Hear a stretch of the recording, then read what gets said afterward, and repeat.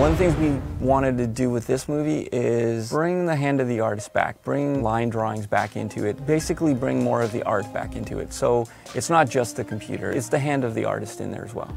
Comic books actually are really expressive because they're hand-drawn. Specifically, all the characters' expressions are drawn with line work. And when you have all that line work, it's really easy to create a really definitive emotion. You know, character raises an eyebrow, you just draw that eyebrow. And then, so I think when you look at traditional CG, a lot of that tends to get softened because you're just moving geometry around. So I wanted to see if there was a way to keep all the line work on a character's face.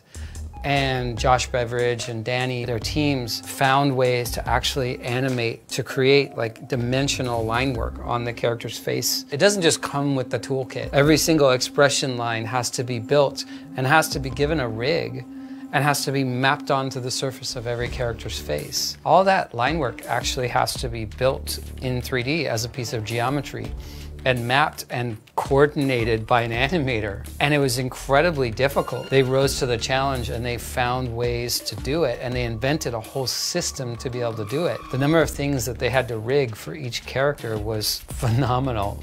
But what we got out of it was a level of performance that's really incredibly nuanced and beautiful. We as a show like stacked hands and decided they were going to prioritize good taste over accuracy.